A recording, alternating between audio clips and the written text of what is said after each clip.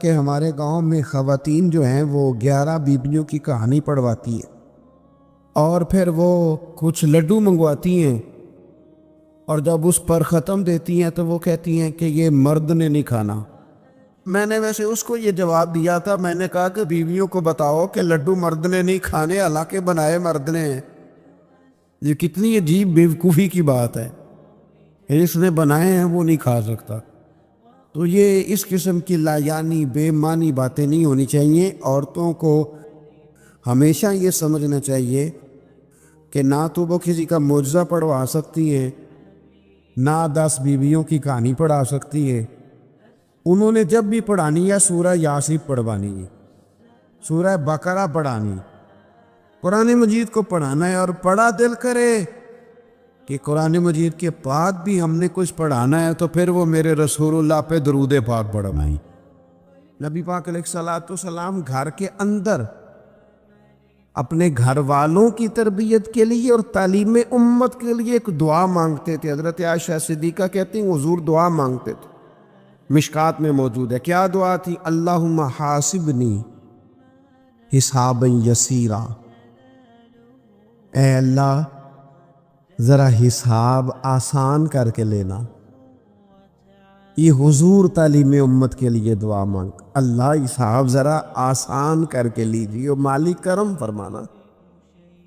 تو حضرت عائشہ صدیقہ رضی اللہ تعالیٰ عنہا ارشاد فرماتی ہے، میں نے عرض کیا یا رسول اللہ صلی اللہ تعالیٰ علیہ وسلم، یہ آسان حساب کا کیا مطلب ہے؟ تو حضور فرمانے لگے، عائشہ آسان حساب کا مطلب یہ ہے کہ رب کریم بندے کے نامہ اعمال پر نظر ڈالے گا اور پھر اللہ تبارک و تعالیٰ اسے درگزر فرما دے گا۔ یہ آسان حساب ہے، پتہ مالک کو ہے اس نے کیا کیا ہے، پر کریم ہے نا۔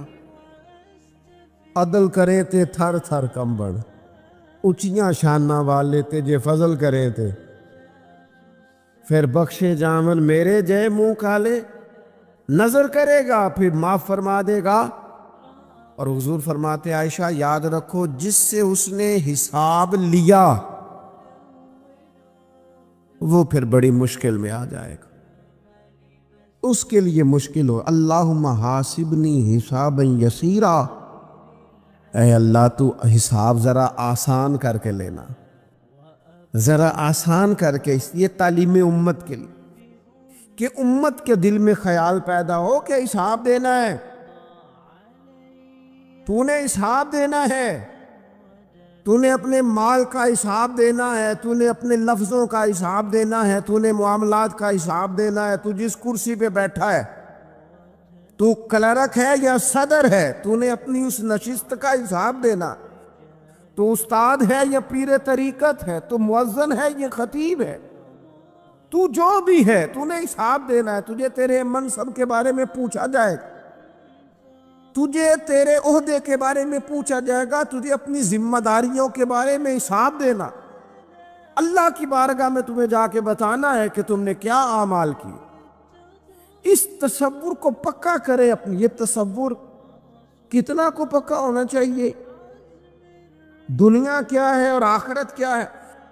ہمارے ہاں لوگوں نے بہت بڑا لمبا چوڑا دنیا کا تصور بنا لیا ہے، کار جہاں دراز ہے، لمبا تصور، دنیا داری کے لیے لمبی منصوبہ بندی، دور دور تک میں نے یہ کرنا ہے، پھر میں نے یہ کرنا ہے، پھر اس کے بعد انشاءاللہ یہ کر دینا۔ یہ تو آپ نے 300 سال کی پلاننگ بتا دی ہے، یہ تو 300 سال کی پلاننگ بتائی۔ کیا بتائیں تجھے اے باپ، کیا کار ہائے نمایاں کر گئے، بی اے کیا، نوکر ہوئے، پینشن ملی، پھر مر گئے۔ زندگی تو اتنی سی ہے، اتنی لمبی منصوبہ بندی، اس میں آخرت کہاں ہے؟ اس میں اگر کسی مقام پر رب کی بارگاہ میں حاضر ہونا ہے تو وہ کہاں ہے؟ جو مرنے والے لوگ ہوتے ہیں ان کا تو جینا کچھ اور طرح کا ہوتا ہے، جن کو جانا ہوتا ہے ان کا رہنا تو کچھ اور طرح کا ہوتا ہے، جن کو کسی جگہ منتقل ہونا ہوتا ہے، جو عارضی مکانوں میں رہتے ہیں ان کا رہن سہن تو ذرا اور طرح کا ہوتا ہے۔ لیکن جو ہمارا انداز ہے، جو ہمارا رہن سہن ہے، جو ہمارا طریقہ کار ہے، وہ تو مستقل رہنے کا ہے، وہ تو لگتا ہے کہ کبھی چھوڑنے والے نہیں ہیں۔ اس میں تو کوئی ایسی چیز نظر نہیں آتی کہ جس میں ہم محسوس کریں کہ ہم نے چھوڑ کے جانا ہے۔ لیکن نبی پاک علیہ السلام نے جس دنیا کو ہم بہت بڑی دنیا سمجھتے، حضور نے اس کی مثال کیا دی؟ صحیح مسلم کی حدیث ہے، دیکھیں کتنا کھول کر اور کتنا آسان کر کے رسول پاک ہمیں بات سمجھاتے ہیں۔ دنیا کیا ہے، آخرت کیا ہے، یہ والی زندگی کیا ہے، آخرت کی زندگی کیا، بالکل کھول کر واضح کر کے نبی پاک علیہ الصلوۃ والسلام فرمانے لگے دنیا اور آخرت کی مثال اس طرح ہے جس طرح دریا بہہ رہا ہو اور کوئی آدمی اس میں انگلی ڈبوئے، جتنا پانی اس کی انگلی کو لگ گیا یہ دنیا ہے، اور جو باقی ٹھاٹھے مارتا دریا پیچھے ہے، سمندر پیچھے ہے، وہ سارا آخرت ہے۔ یہ اتنی سی دنیا ہے، یہ صحیح مسلم میں موجود ہے۔ اتنی سی دنیا کے لیے اتنے پاپڑ بیلنا، اتنی سی دنیا کے لیے اتنے ظلم کرنا، اتنی سی دنیا کے لیے اتنے حق ضائع کرنا، اتنی سی دنیا کے لیے اتنے لوگوں کے دل توڑنا، اتنے حقوق پہ ڈھاکہ ڈالنا، اتنا جبر کرنا، لوگوں کا مال کھانا، لوگوں کو تکلیف دینا، عزتیں اچھالنا، اتنی سی دنیا کے لیے حضور فرمانے لگے اتنی سی ہے یہ دنیا، جتنا انگلی کو پانی لگ گیا ہے وہ جنت، جو میری جنت نہیں، خدا کا فضل ہے، جو اللہ کی عطا ہے اپنے بندوں کے لیے۔ میرے کریم فرمانے لگے اس جنت میں وہ نعمتیں ہیں نہ کسی آنکھ نے دیکھی، نہ کسی کان نے سنی، نہ تمہارے دل پر کبھی خیال ہی گزرا ہوگا کہ ہمارا رب ہمیں یہ عطا فرمانے والا ہے۔ تھوڑا سا نا 24 گھنٹوں میں کچھ ٹائم اپنی آخرت کے لیے، اپنے سارے معاملات کو مرتب کرتے ہوئے کچھ زندگی کے کام اپنی آخرت کے لیے۔ آپ یقین کریں، بچوں سے لے کر بڑوں تک، ان پڑھ سے لے کر پڑھے لکھے تک، ہم نے جس کو اپنے مزاج کے مطابق کم فہم سمجھا، اس سے لے کر دانشور تک دوڑ لگ گئی دنیا جمع کرنے کی۔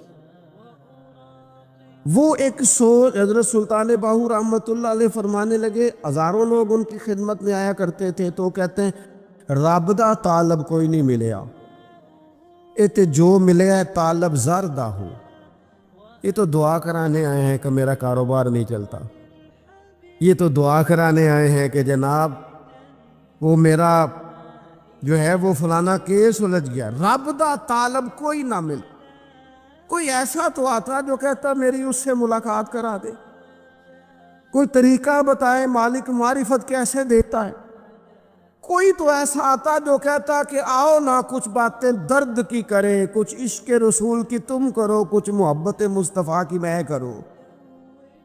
کچھ ایسے آتے جو کہتے آؤ نا کو ذکر چھیڑے صدیق اکبر کا، کوئی بات کریں سیدنا فاروق اعظم کی، کچھ تذکرے ہو جائیں عثمان غنی کے، تھوڑی دیر ہو نہ جائے مولا علی کا تذکرہ۔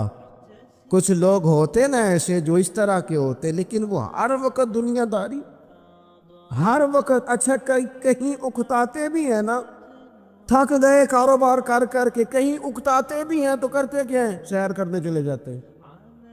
میں جی بور ہو گیا ہوں کام کرتے کرتے، چلو میں اب ٹھنڈے علاقے میں چلتا ہوں۔ کبھی تو ایسا ہونا تو کہے میں نے بچوں کو بھی وقت دیا ہے، دوستوں کو بھی دیا ہے، یاروں کو بھی دیا ہے، صحت کو بھی دیا ہے، میں نے ٹائم اپنے شوق کو بھی دیا ہے، اب میں کسی کو ٹائم نہیں دوں گا، یہ چند گھنٹے میں صرف رب رسول کی بارگاہ میں حاضری دوں گا۔ تو ذرا جم کے قرآن پاک پڑھے، تو ذرا ذوق سے درود پاک پڑھے، تو ذرا شوق سے میرے محبوب کی نعت سنے، تو سارا زمانہ بھول جائے اور تو رج رج کے دعا مانگے، اپنے رب کی بارگاہ میں اپنی پریشانیاں عرض کرے، اپنے اندر کی کیفیت بیان کرے، دل جو سخت ہو گیا ہے، ذہن جو سخت ہو گیا ہے، جو جو طبیعت میں وہ نورانیت نہیں آ رہی اس کی تو بات کرے، تو اپنے رب کی بارگاہ میں معافی کا سوال کرے، تو اس سے قیامت کے دن درگزر کرنے کے لیے عرض کرے، کچھ تو ایسا ٹائم نکلے۔ لیکن دوستو، ہم تو بالکل الجھتے ہی جا رہے ہیں۔ وہ معاملات زندگی ہیں کہ ختم ہی نہیں ہو رہے، شوق ہے کہ ختم ہی نہیں ہو رہے، باتیں ہیں کہ بڑھتی چلی جا رہی۔ دور گزر گیا جب لوگ کہتے تھے کہ کوئی درود پاک بتائیں جس سے سرکار راضی ہو۔ ایک کی مسئلہ ہے، کام نہیں چلتا۔ ایک صاحب آئے، کام نہیں چلتا، میں نے کہا سورہ واقعہ پڑھا کریں، کہتے ہیں حضرت میں بڑی دیر سے پڑھ رہا ہوں۔ میں نے کہا چلے کوئی صدقات دے کے دیکھ لے، کہنے لگے بڑی دیر سے دے رہا ہوں۔ میں نے انہیں ایک اور وظیفہ بتایا، کہنے لگے یہ بھی مجھے کسی نے بتایا تھا، بڑی دیر سے کر رہا ہوں۔ تو میں نے انہیں کہا پھر میری ایک ناقص رائے یہ ہے کہ سارا کچھ کرنے کے بعد اگر ابھی تک پھر بھی آپ سمجھ رہے ہیں نا آپ کی مرضی کے مطابق آپ پر دروازے نہیں کھول رہے، پھر آپ صبر کریں، جو میرا رب چاہتا ہے اس پہ راضی رہ کے دیکھیں، پھر ذرا راضی رہ کے دیکھیں، پھر دیکھیں کہ مالک کا فیصلہ کیا ہے۔ وہ آپ کے حق میں کوئی رحمت والا فیصلہ ہی فرمائے گا، پھر ذرا انتظار کر کے دیکھیں، پھر ذرا صبر کر کے دیکھیں۔ پھر وہ کہتا وَبَشِّرِ الصَّابِرِينَ، محبوب یہ جنہوں نے صبر کیا ہے انہیں میری رحمت کی خوشخبری سنا دو۔ پھر وہ کہتا ہے باقیوں کے پاس مال ہوگا، دولت ہوگی، اقتدار ہوگا، بڑا کچھ ہوگا، ان اللہ مع الصابرین، صبر کرنے والوں کے ساتھ رب کریم ہوگا۔ پھر ذرا ٹھہر ہی جائیں، پھر تھوڑا حوصلہ ہی کر لیں، پھر اس کے فیصلے کا ذرا انتظار کر کے دیکھیں۔ ہم نا من چاہی زندگی کے پیچھے پریشان ہیں اپنی آخرت کے، اور آخرت کرتی کیا ہے؟ جب آپ کا آخرت پر یقین پکا ہو جاتا ہے نا، پھر لازمی طور پر انسان کے اعمال سنورتا ہے۔ آپ یقین کریں سنورتے ہیں، 100% سنورتے ہیں۔ آپ آخرت پر جتنا یقین، حضرت عمر کا آخرت پر یقین پکا تھا نا، دنیا میں مکان ہی کوئی نہیں بنایا، پکا تھا۔ سیدنا مولا علی شیر خدا امیر المومنین بھی ہو گئے تو طامت پھر بھی پھٹی ہوئی تھی، پکا یقین تھا نا کہ اللہ نے ہمارے لیے آگے بڑی نعمتیں تیار کی ہوئی ہیں۔ حضور نے آ کے فرمایا تھا نا کہ عمر میں تیرا گھر دیکھ آیا ہوں جنت میں، یقین پکا تھا نا بڑا کچھ ملنے والا ہے۔ تو جن لوگوں کا پکا ہونا کہ میرا دیس میں گھر ہے، وہ پردیس میں بلڈنگیں نہیں بنایا کرتے، ان کو پتا تھا کہ ہمارے دیس میں گھر بنے ہوئے، لہٰذا یہاں وہ کسی پریشانی کا شکار۔ اور دوسرا، جب بندے کا آخرت پر یقین پکا ہو جاتا ہے نا، ایک بات آپ نے ضرور ذہن میں رکھنی ہے، ہمارے محدثین نے لکھا ہے جس بندے کا صرف دنیا داری میں جینے کا مزاج ہو جاتا ہے نا، وہ بزدل ہو جاتا ہے، اور جس کا خیال ہوتا ہے نا زندگی عارضی ہے، صبح قیامت دوبارہ اٹھوں گا، وہ بندہ بہادر ہو جاتا ہے۔ جس کا خیال ہے نا یہی کچھ ہے، کھا لو پی لو بس، یہ زندگی ختم ہو گئی تو ختم ہو گئی، مر گئے تو مر گئے، ختم ہو گئے، فنا ہو گئے، ان لوگوں کا مزاج بزدلانہ ہو جاتا ہے، جرأت مند نہیں رہتے۔ اور جن کا یہ خیال ہوتا ہے نا مرنے کے بعد بھی اٹھنا ہے، ایک نئی زندگی اللہ عطا کرے گا، وہ لوگ پھر موت سے گھبراتے نہیں، انہیں مرنے سے ڈر نہیں لگتا۔ پھر موت کا لفظ کوئی بندہ سنا کہ انہیں بلیک میل نہیں کر سکتا، وہ بندے طاقتور ہو جاتے، باہمت ہو جاتے۔ حضرت جابر بن عبداللہ فرماتے ہیں، بخاری میں حدیث ہے، فرماتے ہیں ایک احد والے دن ایک صحابی کھجور کھا رہے تھے، تو کھجور کھاتے کھاتے انہوں نے نبی پاک صلی اللہ تعالیٰ علیہ وسلم کی خدمت میں عرض کی، حضور اگر میں آج شہید ہو جاؤں تو کہاں جاؤں گا؟ تو محبوب فرمانے لگے میرا رب اپنے فضل سے تجھے جنت عطا کرے گا۔ حضرت جابر ابن عبداللہ رضی اللہ تعالیٰ عنہ فرماتے ہیں اس بندے نے کیا کیا، اس نے نا کھجور جتنی کھا لی تھی کھا لی، باقی نکال دی منہ سے، تلوار لی، میدان میں گئے، شہید ہو گئے۔ سبق ہمیں کیا دیا؟ کہنے لگے جب مرتے ہی اللہ تعالیٰ جنت عطا کرے گا، پھر کھجور کھاتے کھاتے رہنے والی دیر بھی کیوں کرنی ہے؟ پھر چھوڑو، جنت میں جا کے اللہ کے دیے ہوئے انعام کھائیں گے۔ کھجور کھانے کی بھی دیر برداشت نہیں کی۔ یہ آخرت کا اجر، آخرت میں رب کی بارگاہ میں کھڑے ہونے کا تصور بندے کو طاقتور کر دیتے۔ وہ بزدل اقبال کیا کہتے ہیں؟ اقبال کہتے ہیں موت کو سمجھے ہے غافل اختتام میں زندگی، یہ ہے شام میں زندگی، پھر صبح دوام میں زندگی۔ اور حضرت بلے شاہ بھی بول پڑے، وہ کہنے لگے عرش فرشتے بانگاں ملیاں مکے پہ گئے شور، بلے شاہ آسان نہیں مرنا، یہ تے مر گیا ہی کوئی ہور، یہ تو کسی اور۔ پھر ایک اور درویش بولے، وہ کہنے لگے وارث شاہ او کدو مردے، وارث شاہ او کدو مردے جنہ کیتیاں نیک کمائیاں نے۔ وہ تو اللہ کی بارگاہ میں انعام پاتے ہیں، ایک پل ہے موت، اس پل سے گزرتے ہیں، پھر رب کا فضل انہیں ملتا ہے۔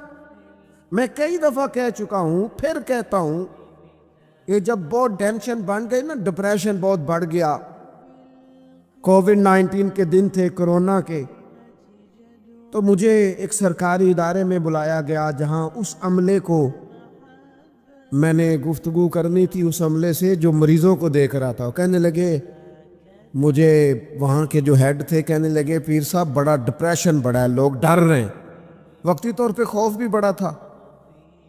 تو میں نے ایک صاحب سے وہاں کہا کہ اتنا خوف کس بات کا؟ کہنے لگے جی مجھے تو زیادہ ہجوم آ گیا تو میرا سانس نہیں نکلتا، تو قبر میں تو کھڑکی کوئی نہیں، تو تصور سوچ سوچ کے میں ڈرتا ہوں۔ تو میں نے کہا ڈاکٹر صاحب، ماں کے پیٹ میں جو رب آکسیجن دیتا ہے وہ قبر میں بھی دے گا۔ تو انہوں نے آپ کی طرح سبحان اللہ نہیں کی، کیونکہ وہ ڈاکٹر صاحب تھے نا۔ سیانے بندے کو سمجھانا بھی کافی سیانے بندے کا کام ہے، وہ زیادہ سیانے تھے۔ لیکن نا سوتے کو جگانا تو کام ہے، اور اگر جاگتے کو جگانا پڑ جائے تو بہت مشکل کام ہوتا ہے۔ وہ ڈاکٹر صاحب تھے، وہ کہنے لگے جی حضرت صاحب وہ تو ماں سانس لیتی ہے تو وہ بچے کو جاتا ہے، وہ آکسیجن ماں کے سانس کی بنیاد پہ ملتی ہے، تو قبر میں وہ کیسے ہوگا؟ میں نے کہا چلیں ٹھیک ہے ڈاکٹر صاحب، آپ کی یہ دلیل بھی مان لیتے ہیں۔ وہ جو انڈے سے بچہ نکلتا ہے وہ چاروں جانب کوئی سوراخ ہوتا ہے؟ ڈاکٹر صاحب نے قلم چھوڑ دیا، رکھ دیا۔ میں نے کہا چلو یہ بھی بتاؤ زندہ ہی نکلتا ہے؟ کہنے لگے بالکل۔ تو میں نے کہا سونا بھی نکلتا ہے؟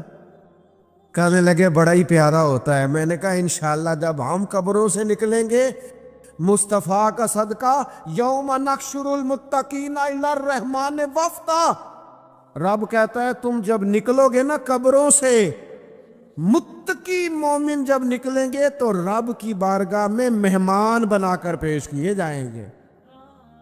اے رب دے پروڑے ہون گے قیامت میں، وہ مہمان بنا کر پیش کیے جائیں گے اللہ کی بارگاہ، مہمان بنا کر۔ دوستو، قبر صرف دوزخ کا گڑھا نہیں ہے، دوزخ کا گڑھا بھی، لیکن اس کے لیے جس نے دنیا میں رہ کے صرف دنیا کٹھی کی، آخرت کے لیے جمع کچھ نہیں کیا، اور جس نے یہاں رہ کے وہاں کے لیے کوشش کی، صبح سے شام تک ڈرا کہیں میرا رب ناراض نہ ہو جائے، کہیں حضور کی بتائی ہوئی حدیں معاذ اللہ مجھ سے کراس نہ ہو جائے۔ جس نے محتاج زندگی گزاری، اس کی قبر گڑھا نہیں، کھڈا نہیں، بلکہ حضور فرماتے ہیں روضۃ من ریاض الجنہ، اس کی قبر تو باغ ہے، باغ۔ ایک منٹ کے لیے صرف سوچنا، بندہ فوت اور سیدھا اسے باغ میں چھوڑا ہے کوئی، باغ ہے قبر، باغ، اور باغ بھی معمولی نہیں، معمولی کیاری نہیں، روضۃ من ریاض الجنہ، جنت کے باغوں میں سے باغ۔ اور باغ اتنا سونا ہے جس میں آنکھ کھلے گی تو پہلی زیارت ہی مدینے والے رسول کی نصیب ہوگی، تو خوف آتا ہے وہاں جاتے ہوئے۔ پہلے بھی میں نے کہا تھا، پھر کہتا ہوں، مرحوم آسی نے کہا تھا آج پھولے نہ سمائیں گے کفن میں آسی، او قبر کی رات ہے ان سے ملاقات کی رات، آج تو ملاقات۔ تو یہ جو عقیدہ آخرت ہے یہ انسان کو بزدل نہیں کرتا، بہادر کر دیتا ہے۔ جو لوگ عقیدہ آخرت نہیں رکھتے بزدل ہو جاتے ہیں، اور لازمی طور پر بزدل ہو جاتے ہیں۔ اسی طرح یہ جو عقیدہ آخرت ہے یہ صبر و تحمل پیدا کرتا ہے انسانی زندگی میں۔ حضرت زید بن ثابت رضی اللہ تعالیٰ عنہ بھی اس بات کے راوی ہیں، فرماتے ہم جا رہے تھے تو 5-6 قبریں تھیں، تو حضور نے فرمایا کن کی قبریں؟ ہم نے عرض کی یا رسول اللہ صلی اللہ علیہ وسلم یہ کافروں کی قبریں، یہ صحیح مسلم میں حدیث موجود ہے، کفار کی قبریں۔ تو اللہ کے رسول صلی اللہ علیہ وسلم فرمانے لگے، ذرا حدیث کے لفظوں پہ غور کرنا، حضور فرمانے لگے اگر مجھے ڈر نہ ہوتا کہ تم اپنے مردوں کو دفن کرنا چھوڑ دو گے، اگر مجھے اس بات کا ڈر نہ ہوتا کہ تم اپنے لوگوں کو، مرنے والوں کو قبروں میں دفن کرنا چھوڑ دو گے، اگر یہ مجھے ڈر نہ ہوتا تو میں تمہیں سناتا کہ قبر کے اندر کس طرح عذاب ہوتا ہے، تمہیں دنیا میں رہ کے میں سناتا، پر ڈر ہے کہ کہیں تم اپنے مرنے والوں کو قبروں میں دفن کرنا چھوڑ ہی نہ دو، اس لیے میں تمہیں یہ بات نہیں بتاتا۔ اور میرے رسول کریم صلی اللہ تعالیٰ علیہ وآلہ وسلم نے پھر ارشاد فرمایا، اپنے غلاموں کی طرف نظر فرمائی، یہ بات کہہ کے کہ اگر مجھے ڈر نہ ہوتا کہ تم دفن کرنا چھوڑ دو گے تو تمہیں میں سنا دیتا کہ قبر میں کیا عذاب ہوتا ہے۔ پھر حضور نے صحابہ سے فرمایا چلو بھائی دوزخ کے عذاب سے اللہ کی پناہ مانگو، تو سب کہنے لگے ہم دوزخ کے عذاب سے اللہ کی پناہ مانگتے ہیں۔ پھر نبی پاک صلی اللہ تعالیٰ علیہ وسلم نے ارشاد فرمایا تم سب کہو کہ ہم قبر کے عذاب سے اللہ کی پناہ مانگتے ہیں۔ تو صحابہ نے کہا ہم قبر کے عذاب سے اللہ کی پناہ مانگتے ہیں۔ پھر میرے رسول پاک علیہ الصلوۃ والسلام نے فرمایا تم کہو، سارے یہ کہو کہ ہم ظاہری اور باطنی فتنوں سے اللہ کی پناہ مانگتے ہیں۔ تو صحابہ نے کہا کہ ہم ظاہری اور باطنی فتنوں سے اللہ کی پناہ مانگتے ہیں۔ پھر میرے محبوب علیہ السلام نے فرمایا تم کہو کہ ہم دجال کے فتنے سے اللہ کی پناہ مانگتے ہیں۔ تو صحابہ کرام نے کہا کہ اے اللہ ہم دجال کے فتنے سے تیری پناہ میں آتے۔ نبی پاک علیہ السلام نے یہ الفاظ کہہ کے یہ بات بتلا کے ہمیں سمجھا دیا، ہمیں قائل فرمایا محبوب نے۔ یاد رکھنا، اس بات کو اچھی طرح سمجھ لینا کہ اگر مجھے ڈر نہ ہوتا کہ تم اپنے مردوں کو دفن کرنا چھوڑ دو گے تو تمہیں بتلا دیتا کہ قبر میں کتنا سخت عذاب ہوتا ہے۔ اپنے معاملات پر غور کریں۔ ہمارا وہ کسی شاعر نے کہا تھا کہ مرنے کے بعد مجھ کو 2 گز زمین جو ملی تو دیکھو بعد مرنے کے ہی ہم جاگیردار ہو گئے۔ تو اصل تو جاگیر وہی ہے اور طے ہے، کتنا مرضی اے سی لگا کے کمرہ ٹھنڈا کر لیں، ٹائل پتھر لگا کے اس کو آپ صاف ستھرا کر لیں، اور آپ اٹھنے کی بھی تکلیف نہ کریں، ریموٹ کنٹرول کے ساتھ ہر چیز اپنے کمرے کی آپ کنٹرول کر لیں، پورا ہوادار کر لیں، لیکن آپ بچیں گے تب نہ جب قبر جنت کے باغوں میں سے باغ بنے گی۔ اگر وہ جنت کے باغوں میں سے باغ نہیں بنتی تو پھر فائدہ نہیں ہے۔ میرے رسول کریم صلی اللہ تعالیٰ علیہ وآلہ وسلم کے پیارے صحابی حضرت عثمان غنی رضی اللہ تعالیٰ عنہ فرماتے ہیں، یہ سنن ابو داؤد شریف کی حدیث ہے کہ حضور نے فرمایا جب میت کو دفن کر کے فارغ ہو جاؤ تو اس کی قبر پر کھڑے رہو۔ خود حضور بھی قبر پر کھڑے رہتے دفن کرنے کے بعد، اور فرماتے اس کے ثابت قدم رہنے کی دعا کرو، اس لیے کہ اب اس سے سوال و جواب ہوں گے، اب فرشتے اس کی قبر میں آئیں گے، اب اس سے پوچھیں گے۔ اب اس کے ساتھ وہ امتحان ہوگا تو اس کے لیے دعا کرو، قبر پہ کھڑے ہو کے دعا مانگو۔ ایک حدیث میں فرمایا کہ اتنی دیر دعا مانگو، اتنی دیر دعا مانگو کہ جتنی دیر اونٹ ذبح کر کے کھال اتار کے گوشت بنا کے، اونٹ ذبح کرنا سب سے زیادہ مشکل ہے، اونٹ ذبح کر کے کھال اتار کے گوشت بنا کے بانٹ دیتے ہو، اتنی دیر مرنے والے کی قبر پہ کھڑے رہ کے دعا مانگا کرو، کیونکہ اب فرشتے آئیں گے، سوال و جواب ہوگا۔ تو عذاب قبر، مصنف عبد الرزاق میں حدیث ہے کہ ایک بندے کو صرف ایک کوڑا مارا گیا تھا قبر میں، ایک کوڑا، ایک درہ، تو اس کی ساری قبر میں آگ بھڑک اٹھی تھی۔ تو پوچھتا ہے کہ یہ ایک کوڑا مجھے کیوں مارا گیا؟ تو انہوں نے کہا ایک وجہ تو یہ تھی کہ تو پاکی پلیدی کا خیال نہیں کرتا تھا، اور دوسری وجہ یہ تھی کہ ایک دفعہ ایک مظلوم نے تجھ سے کہا تھا میری مدد کر، اور تو مدد کرنے پہ قادر تھا، تیرے اندر ہمت تھی، اور تو اس کی مدد کے لیے تیار نہیں ہوا۔ وہ ہمارا مشہور فکر ہے نا کہ سانو کی لگے، پرائی لڑائی پرائی آگن اسی گھر کیوں لے آئیے۔ تو وہ جو ہمارا خاص معاملہ ہے نا کہ کسی کی مدد نہیں کرنی، وہ ہمیں خراب کرتی ہے، وہ ہمیں خراب کرتی ہے، ہمارے حالات بگڑ جاتے ہیں۔ ہم مدد کرنے پہ قادر ہوتے ہیں پر کسی مظلوم کی مدد، ایک کوڑا لگا تو پوری قبر میں آگ بھڑک اٹھی۔ عذاب قبر سے اللہ کی پناہ مانگی جائے، ڈرا جائے، اور آخرت کے لیے، قبر کے لیے تیار۔ قرآن مجید نے کہا وَإِذَا الْقُبُورُ بُعْثِرَتْ، جب قبریں کریدی جائیں گی نا تو عَلِمَتْ نَفْسٌ مَّا قَدَّمَتْ وَأَخَّرَتْ، پھر ہر جان جان لے گی کہ اس نے آگے کیا بھیجا اور پیچھے کیا چھوڑا۔ میرے عزیز، اپنی قبر کے لیے، اپنی آخرت کے لیے فکر کریں، تیاری کریں۔ مولا رومی ایک بڑی خوبصورت مثال دیتے ہیں اور بڑے شاندار انداز میں بات سمجھاتے ہیں۔ وہ کہتے ہیں مصر کے اندر نا ایک رواج تھا کہ وہ سال کے آخر میں، سمجھ لیں ذی الحج کے آخری دن، یا جس طرح آج کل لوگ جنوری فروری سے کام چلاتے ہیں، تو وہ دسمبر کی آخری تاریخ کو نا پچھلے بادشاہ کو معطل کر دیتے تھے، اور یکم تاریخ کو وہ جا کے دریا کے کنارے کھڑے ہوتے تھے، تو کشتی آتی تھی، جو پہلا آدمی اترتا تھا اسے بادشاہ بنا لیتے تھے۔ پورا سال اس کی بات مانتے، اور سال کے آخر میں جا کے پھر اس کو جنگل میں، جہاں جنگل میں درندے تھے، جھاڑیاں تھیں، خوفناک جگہ تھی، وہاں جا کے چھوڑ آتے تھے، درندے اسے پھاڑ ڈالتے۔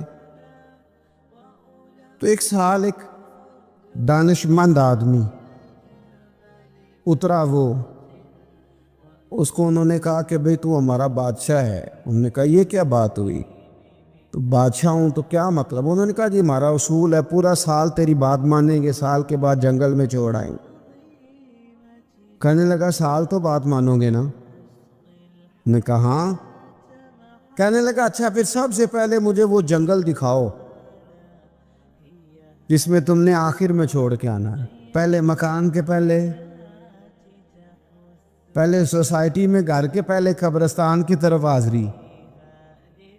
قرآن پاک کی جو ترتیب ہے نا موت و حیات کی، پتہ کس طرح؟ الذی خلق الموت والحیات، وہ رب جس نے موت اور زندگی پیدا کی۔ قرآن زندگی کا ذکر بعد میں کرتا ہے، موت کا ذکر ہے۔ تو ملا رومی کہتے ہیں وہ آدمی کہنے لگا پہلے دکھاؤ نا کہاں سال کے بعد لے کے جاؤ گے؟ تو انہوں نے جا کے وہ جگہ دکھائی، اس جنگل میں سال کے بعد ہم نے آپ کو لے کے آ کے چھوڑنا ہے۔ تو کہنے لگا ختم ہو گئی بات، اسی جنگل میں چھوڑو گے نا، کوئی اور تو نہیں؟ کہا جی اسی میں چھوڑیں گے۔ کہنے لگا بالکل ٹھیک ہے۔ پہلا حکم تخت پہ بیٹھ سے اس نے یہ کیا کہ جنگل کے اندر جتنی خاردار جھاڑیاں ساری کاٹ دو، اس جنگل میں جہاں آخر میں جانا ہے وہ ساری جھاڑیاں کاٹ دیں۔ پھر کہنے لگا جتنے درندے ہیں نا جہاں، وہ سارے مار دو، درندے مار دیے۔ کہنے لگا اب ہل چلاؤ، کیاریاں بناؤ، پھول لگاؤ، گلاب لگاؤ، چنبیلی لگاؤ، کرو اس کے اندر خوشبوئیں، وہ سارا سال وہ باغ کی تیاری کرتا رہا. سال کے بعد انہوں نے چارپائی پہ باندھا. جب اس باغ میں لے کے جا رہے تھے تو پرانے بادشاہ کہتے تھے نہیں میں نے نہیں جانا, چھوڑ دو, اتار دو, معاف کر دو. یہ پتہ کیا کہہ رہا تھا؟ کہہ رہا تھا عجلونی, ذرا جلدی کرو, ذرا جلدی کرو, جلدی کرو, مجھے لے جاؤ خبر میں اور جلدی سے مجھے وہاں چھوڑ کے آؤ جنگل میں. کیوں بھلا؟ اس لیے کہ اس نے فارغ بیٹھ کے موج نہیں کی, اس نے اپنی آخری جگہ کے پھل پودوں کی تیاری کی. او میرے بھائی, ہمارے پاس پیسہ آتا ہے تو گاڑی نہیں آتی ہے.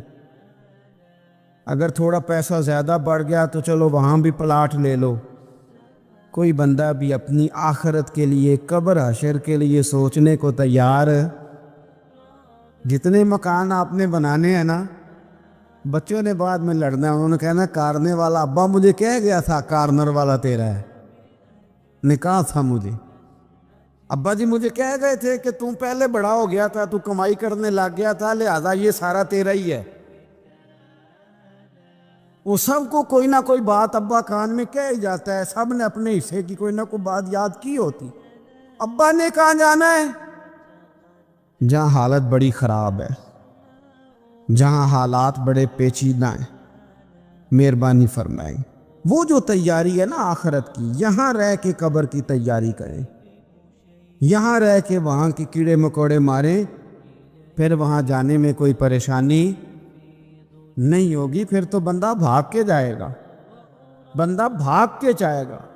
میں سنیا رات قبر دی کالی, تو پھر کہنے لگے میں تے بھی سنیا اتھے اونے ہونا ہے جدے موڈے کملی کالی. تو یہ تو تب ہے نا کہ جب آپ نے اس کے لیے کچھ تیاری کی ہو. میرے رسول کریم علیہ السلام نے مومن کی قبر کا حال بھی بتایا. یہ تو ہے نا عذاب ان لوگوں کے لیے جو نافرمانی کرنے والے ہیں, یہ ان کی قبر کا حال بتایا. تو سنن ترمذی میں, صحیح ابن حبان میں حضرت ابو ہریرہ رضی اللہ تعالیٰ عنہ بیان کرتے ہیں کہ حضور صلی اللہ علیہ وسلم نے فرمایا جب میت کو قبر میں رکھا جاتا ہے تو اس کے پاس سیاہ رنگ والے اور نیلی آنکھوں والے 2 فرشتے آتے ہیں اور اس کو اٹھا کے بٹھاتے ہیں. باقی حدیثوں میں 3 ہی سوال ہیں, لیکن اس حدیث میں حضور نے فرمایا انہوں نے بس میرے بارے میں ہی پوچھنا ہے اٹھا کے, بس میرے بارے میں صرف یہ پوچھنا ہے بتا مدینے والے محبوب کے بارے میں دنیا میں کیا کہا کرتا تھا, کیا کہا کرتا تھا ان کے بارے میں دنیا میں. تو اعلیٰ حضرت بریلوی تو کہتے ہیں میں نے تو کہہ دینا ہے, سرور کہوں کہ مالک و مولا کہوں تجھے, باغ خلیل کا گل زیبا کہوں تجھے, تیرے تو وصف عید تناہی سے ہیں بری, حیران ہوں میرے شاہ میں کیا کیا کہوں تجھے, لیکن رضا نے ختم سخن اس پہ کر دیا, خالق کا بندہ خلق کا آقا کہوں تجھے. اور پیر میر علی شاہ صاحب کہتے ہیں میں نے وہاں یہ کہنا ہے کہ مکھ چند بدر شاہ شانی ہے, تے متھ چمک دی لاٹ نورانی ہے, کالی زلف تے اکھ مستانی ہے, مخمور اکھی ہیں مد بریاں. سبحان اللہ. ماں اجمل کا ماں اکمل کا ماں احسن کا, تے کتھے میرے علی کتھے تیری ثنا, مشتاق اکھیں کتھے جاڑی. تو نبی پاک علیہ السلام فرماتے ہیں میرے بارے میں پوچھیں گے, میرے بارے میں. ویسے بھی ایک سوال لازمی ہوتا ہے نا, یہ والا سوال لازمی ہے, من ربو کا پوچھ کے نا تو جنت جہنم کا فیصلہ نہیں, ماں دینو کا پوچھ کے جنت جہنم کا فیصلہ.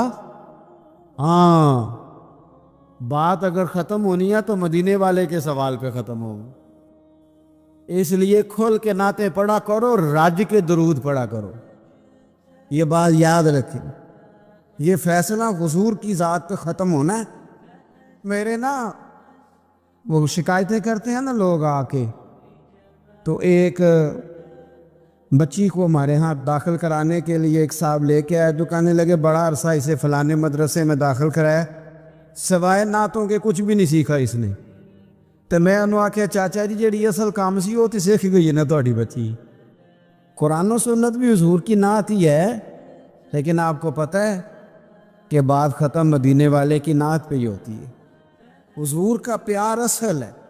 تو حضور فرماتے ہیں میرے بارے میں پوچھا جائے گا، وہ کہے گا کہ ان کے بارے میں کیا پوچھتے ہو؟ اشہد ان لا الہ الا اللہ واشہد ان محمدن عبدہ ورسولہ. تو فرماتے ہیں پھر اسے نا ایک طرف کھڑکی کھولی جائے گی تو جہنم کا دروازہ دکھایا جائے گا اور اسے کہا جائے گا اگر تو سوالوں کے صحیح جواب نہ دیتا تو دوزخ میں جاتا، لیکن اب تو نے صحیح جواب دیے ہیں. تو حضور فرماتے ہیں اس کی قبر 70 گز چوڑی اور 70 گز لمبی کر دی جائے گی. کتنی جی؟ مسجد میں اسی والے حال میں جگہ مل جائے تو بندہ بڑا سکھی رہتا ہے، اور صبح جائے بینک اور پہلی لائن میں موقع مل جائے تو بندہ بڑا سوکھی رہتا ہے کہ میرا جاتے ہی کام ہو گیا. او خدا کے بندے، قبر بندے کی قبر، مکان اچھی سوسائٹی میں اچھا خستہ اور سستا مل جائے تو بندہ کہتا ہے کہ سودا بڑا وارد لب گیا، بھائی بڑا کمال ہو گیا، مزہ نہیں آ گیا. قبر 70 گز لمبی اور 70 گز چوڑی. اور یہ ترمذی شریف پڑھ رہا ہوں، بڑی مزیدار حدیث. نبی پاک صلی اللہ علیہ وسلم فرمانے لگے پھر اس کی قبر کو نور سے بھر دیا جائے گا. حضور کو پہچان گئے نا، قبر نور سے بھر دی گئی اور جب 70 گز لمبی کر دی گئی تو بڑے پیارے لفظ ہیں حدیث کے. حضور فرماتے ہیں وہ بندہ پھر فرشتوں سے ایک بات کہے گا، عربی میں بھی ہے اردو میں بھی ہے، پر میرا دل کرتا ہے پنجابی میں بتاؤں. وہ نا فرشتوں سے وہ بندہ کہتا ہے جب قبر ہو گئی نا 70 گز لمبی 70 گز چوڑی اور نور سے بھر گئی، قربان جائیں. حضور فرماتے ہیں وہ مردہ وہ جو قبر میں پہنچا ہے، جب اس کی قبر کو یہ شان ملتی ہے تو فرشتوں سے پتہ کیا کہتا ہے؟ کہتا ہے میں گھر نہ دسا ہوا جا کے، یہ ذرا گھر نہ بتاؤں دوڑ کے، یہ ذرا میں اپنے گھر بتاؤں بھاگ کے کہ اللہ نے بڑی خیر کر دی. اپنی اماں نو دسا ہوا، اپنی اماں نو میں بچوں کو بتا کے آؤں کہ موج بن گئی ہے، میں بتاؤں اپنی بیوی کو، بتاؤں اپنے بہن بھائیوں کو، میں گھر نہ دسا ہوا. قربان جائیں.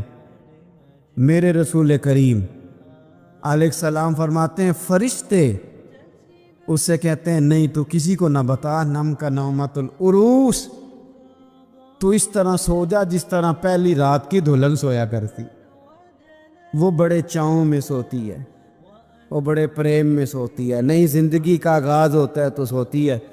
اور فرشتے کہتے ہیں اب تجھے وہی آ کے جگائے گا جو تیرے اہل میں تجھے سب سے زیادہ محبوب ہوگا، جو تجھے سب سے زیادہ محبوب ہوگا. میرا تو ایمان ہے کہ ہمیں تو قبر سے آ کے جگائیں گے بھی مدینے والے رسول. سہیں گے آؤ غلاموں چلیں، آؤ غلاموں. اور وہ کشمیر کے رومی وقت نے میاں صاحب نے کہا تھا بعد مرن دے قبر میری تے میرے اپیرا جے کر پامے تیرا. آپ حسن دیکھے کلام کا اور انداز دیکھے، بعد مرن دے قبر میری تے میرے اپیرا جے کر پامے تیرا. تے قبر دے وچوں ہڈیاں اٹھ کے مجرا کر سن تیرا. ایک دفعہ آ تو صحیح، میں لوگوں کو وجد کر کے دکھاؤں گا کہ دیکھو نا وہ آ جائے، وہ آئے ہیں میرے مزار پہ آج، دیکھو ذرا رنگ تو دیکھو کس طرح نرالا اور انوکھا ہو گیا. وہ خود آئے ہیں. مومن کی قبر جنت کا باغ بنے گی، اسے نوازا جائے گا، اسے دیا جائے گا، اسے عطا کیا جائے گا، اسے کہا جائے گا تو سو جا، تو نیند پوری کر، نیند پوری کر.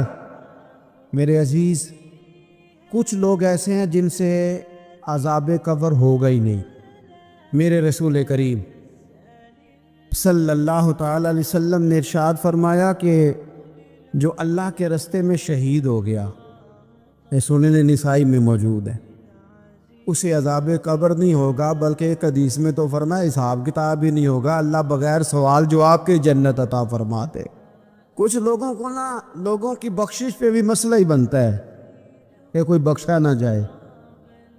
اور ایک صاحب کہہ رہے تھے جی یہ کیا معاملہ ہے، کہ جمعے کو بندہ مر گیا یا فلانا ہو گیا تو اس سے حساب کتاب نہیں ہوگا، اتنے بڑے جرم لوگوں نے کی، اتنے پاپ، اور جمعے کو مر گیا تو وہ بخشا جائے گا۔ تو میں نے کہا جرموں کا بھی اسے حساب اللہ لے لے گا، لیکن میاں حساب کتاب کی ڈیوٹی نہ اللہ کی ہے، تو بہتر یہ ہے کہ اسی کے ہاتھ میں رہے، تو نہ اپنے ہاتھ میں لینے کی کوشش کر۔ سنن ترمذی کی حدیث۔ ہمیں پتہ نہیں کیا مصیبت ہے، ہمیں پتہ نہیں کیا مسئلہ ہے۔ ایک جنازے سے میں نکلا، آپ یقین کریں کبھی کبھی کلیجہ پھٹ جاتا ہے۔ میں ایک جنازے سے نکلا تو میرے ساتھ ایک بندہ جنازہ پڑھ کے نکلا، تو کہنے لگا جی پیر صاحب دیکھیں آج کتنی دنیا آئی ہے، حالانکہ یہ بندہ اس طرح کا تھا، اس طرح کا تھا، اس طرح کا تھا۔ میں نے اسے کہا یار تجھے تو فکر ہی لگ گئی ہے کہ جنت میں چلا ہی نہ جائے، شرم آنی چاہیے ہمیں۔ اللہ فرماتے ہیں جنت اتنی چوڑی ہے جتنے زمین و آسمان ہے، اس کی چوڑائی زمین اور آسمان کے برابر ہے، تو ہم تو اپنے علاوہ کسی کو جانے نہیں دینا چاہتے جنت میں، اور بس